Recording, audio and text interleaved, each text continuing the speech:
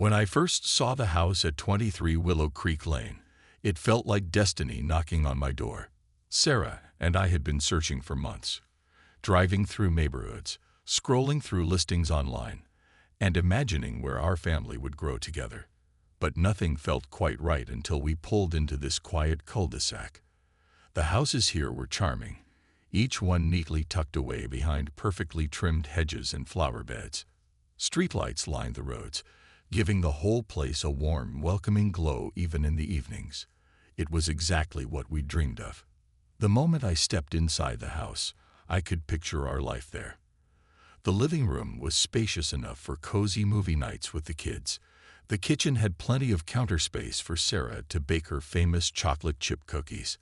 And then there was the backyard, a big open space where the kids could run around, play catch, or maybe even build a treehouse someday. We both looked at each other, smiling, knowing instantly that this was the one. Of course, buying a house isn't just about falling in love with four walls and a roof.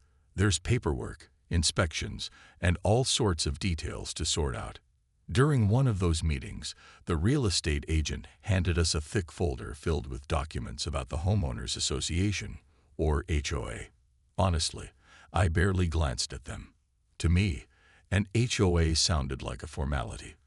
A group of neighbors working together to keep things looking nice. Things like keeping lawns mowed, avoiding loud parties late at night, and making sure no one painted their house bright pink. That seemed reasonable enough, so I signed the papers without giving it much thought. After all, how hard could it be to follow a few simple rules? We moved in during the spring, and everything felt perfect. The air smelled fresh, the birds chirped happily outside our windows, and the neighborhood seemed friendly. Our next-door neighbor, Mrs. Peterson, brought over a plate of cookies as a welcome gift. She mentioned something about the HOA meeting schedule, but assured us it wasn't anything to worry about. "Just show up now and then," she said with a smile. Easy enough, I thought. For the first few weeks, life was blissful. We unpacked boxes, decorated the house, and settled into our routines. The kids loved riding their bikes up and down the street, waving at neighbors who strolled by with their dogs. Evenings were peaceful, with soft breezes rustling through the trees. Everything about Willow Creek felt like a dream come true. But dreams have a way of changing when reality sets in. Little did I know, the HOA wasn't just some casual group of neighbors trying to keep things tidy. They had rules, lots of them, and they weren't afraid to enforce them. At the time, though, none of that crossed my mind. All I cared about was enjoying our new home and starting this exciting chapter of our lives. Looking back, I wonder if I should have paid closer attention to those documents. Maybe I would have noticed the fine print, the hidden complexities lurking beneath the surface. Or maybe not.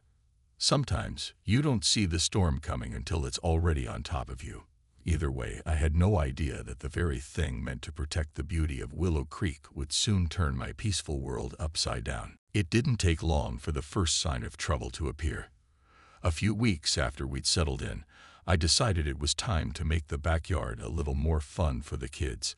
They had been asking me for weeks, begging, really, for a basketball hoop. "Please, Dad, just a small one." They'd plead every evening as we sat around the dinner table. Finally, I caved. How could I say no? It wasn't like I was planning to build a full-sized court or anything. Just a simple hoop attached to the edge of the driveway. Harmless, right? I went to the store on a Saturday morning and picked out the perfect model.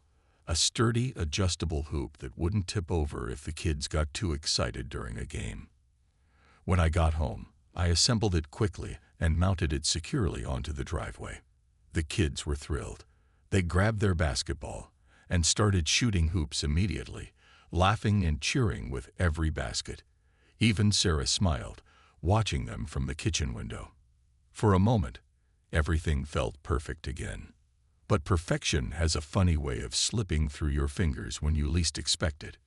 2 days later, I came home from work to find an envelope taped to my front door. At first glance, it looked innocent enough, a plain white envelope with no logo or branding. But when I opened it, my stomach sank. Inside was a letter from the HOA, written in formal language that made my head spin. Dear resident, it began, we regret to inform you that the installation of recreational equipment, such as basketball hoops, violates Section 4.3 of the Willow Creek Community Guidelines. The letter went on to explain that all exterior modifications, including something as simple as a basketball hoop, required prior approval from the Architectural Review Committee. There was even a polite reminder that failure to comply within 7 days would result in fines. I stood there on my porch, staring at the paper in disbelief. A basketball hoop. Really? Was this some kind of joke? I glanced over at the driveway, where the kids were still playing, completely unaware of the storm brewing. My initial reaction was to laugh it off.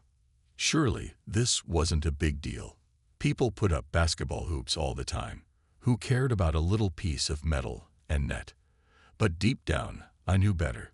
Ignoring the HOA wouldn't end well. That night, I showed the letter to Sarah. She sighed heavily, her brow furrowing as she read it. You know how these things work, she said quietly.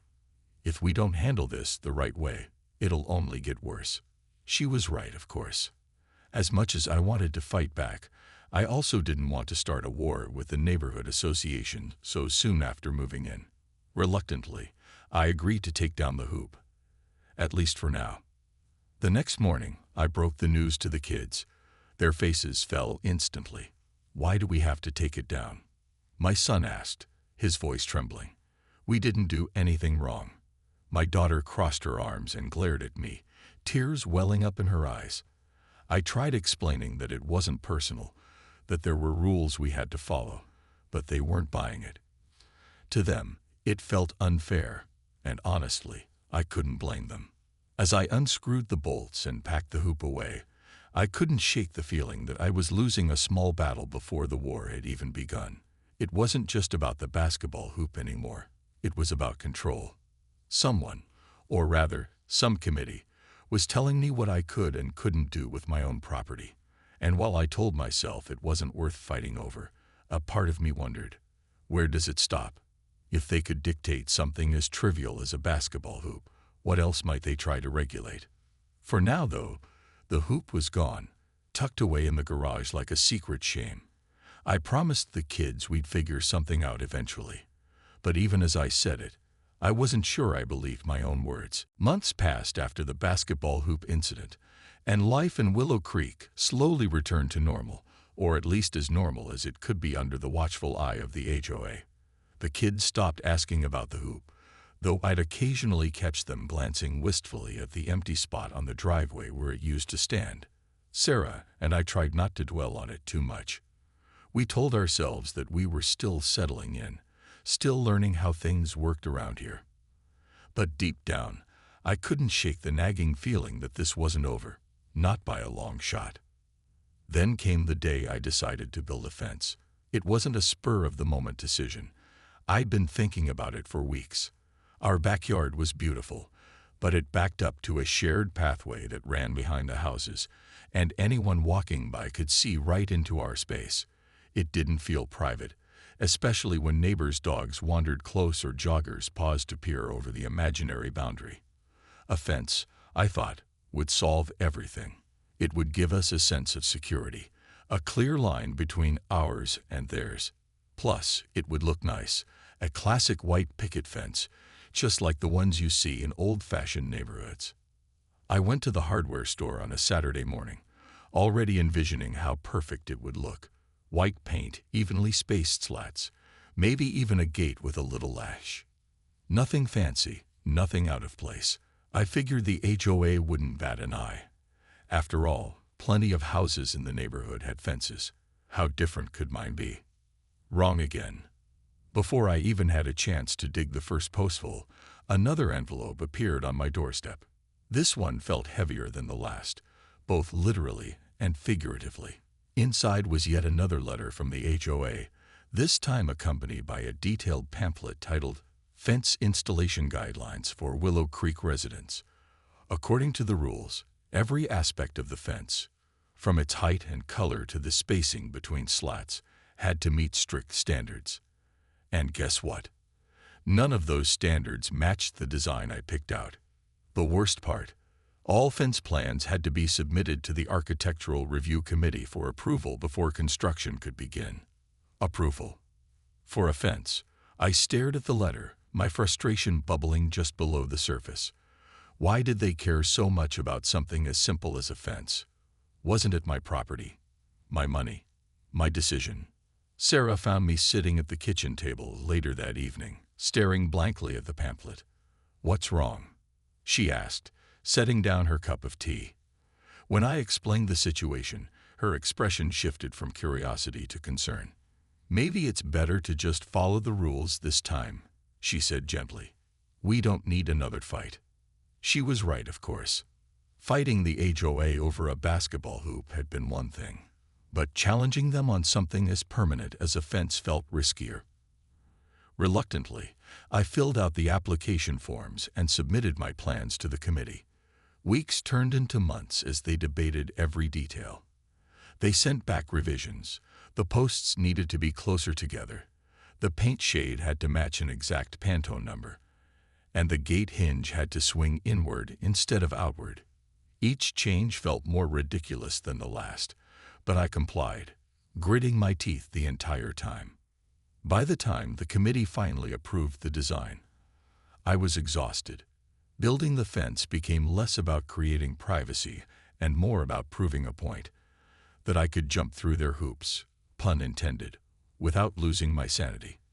When it was finally finished, it looked fine. Nice, even. But standing there, looking at the pristine white slats, I couldn't help but feel defeated. This wasn't my vision anymore. It was theirs. As I walked back inside, I realized something important. The fence may have marked the edge of our property, but it also symbolized something else, the growing divide between me and the people who claimed to represent our community. If this was what living in Willow Creek meant, I wasn't sure I wanted any part of it. The basketball hoop incident had made me something of a local legend in Willow Creek, but not the kind of legend you'd want to be. Word spread quickly in neighborhoods like this, where everyone seemed to know everyone else's business.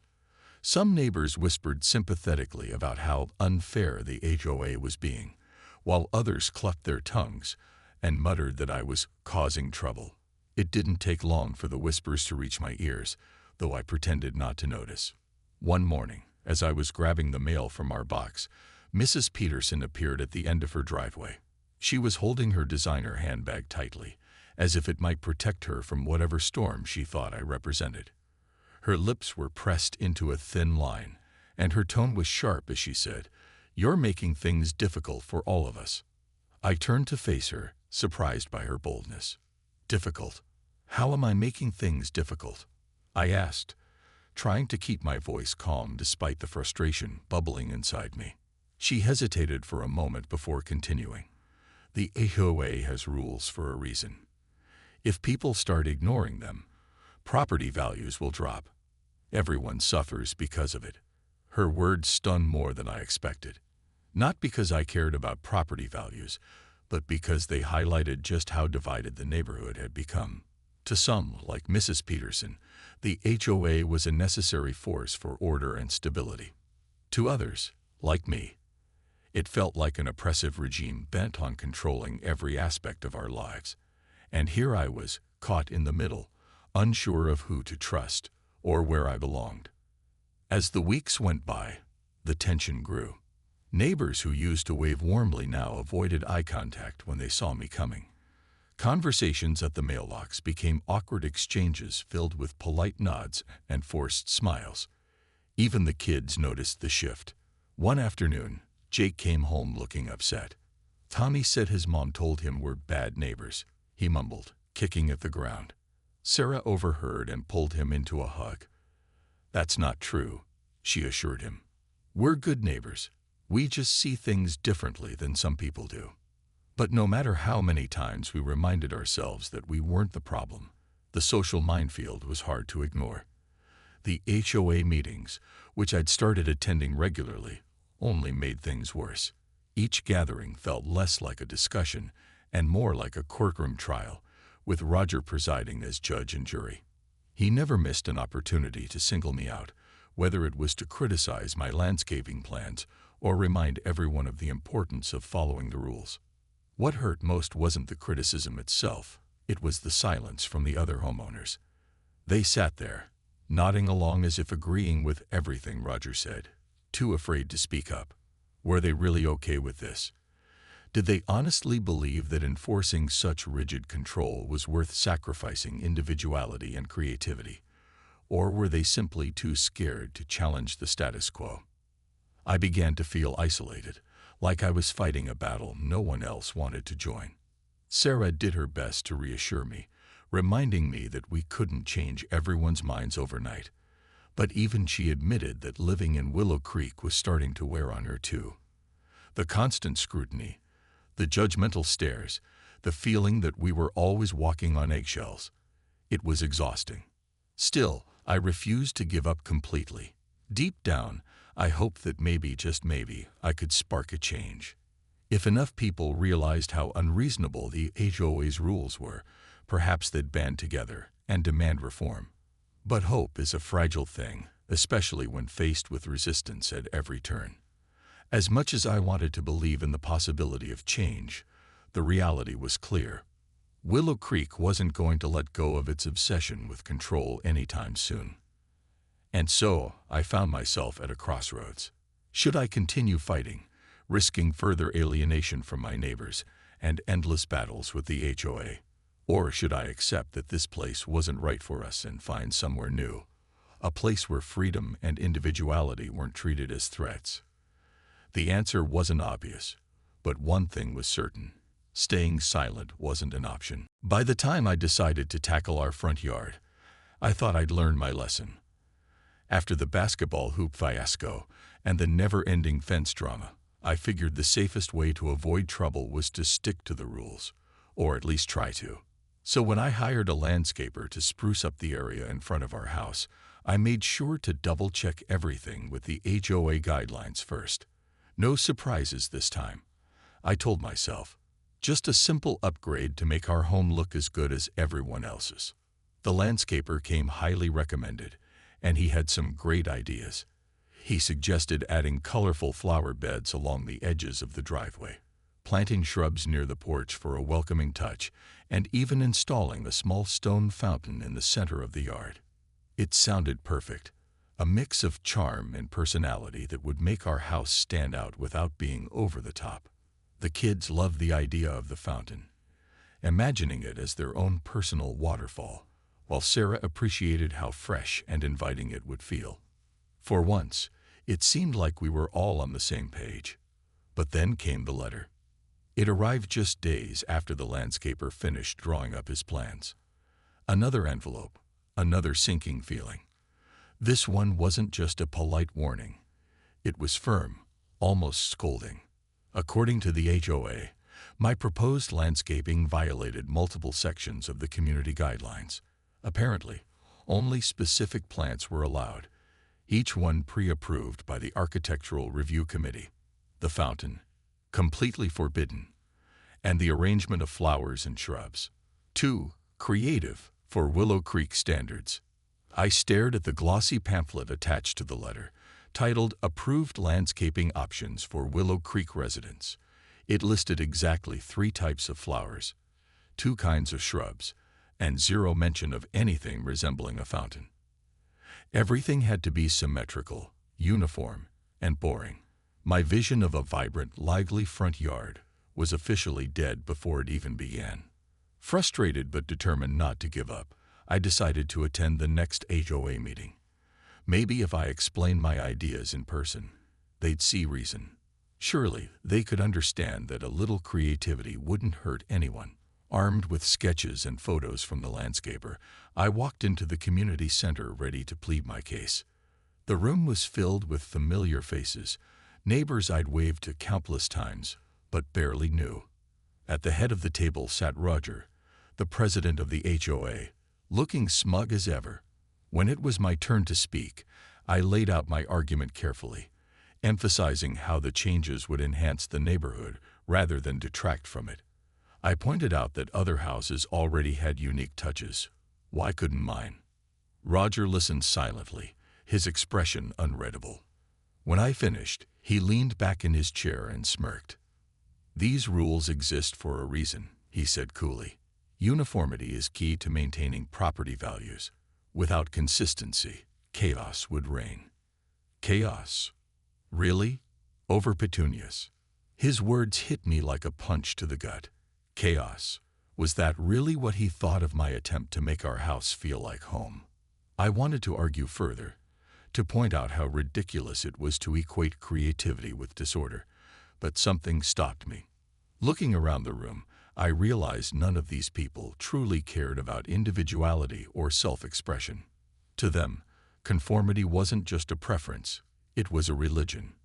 As I left the meeting that night, defeat weighing heavily on my shoulders, I couldn't help but wonder, what kind of place rewards sameness over soul? Who decides that beauty has to come in such rigid, predictable forms? The HOA may have won this round, but deep down, I knew I'd lost more than just the fight for a fountain. I'd lost faith in the idea that Willow Creek was a real community, one built on trust, kindness, and shared humanity. Instead, it felt like a museum where homeowners were nothing more than curators tasked with preserving an image of perfection. And honestly, I wasn't sure I belonged here anymore. The final straw came last summer, and it wasn't over something big like a fence or landscaping.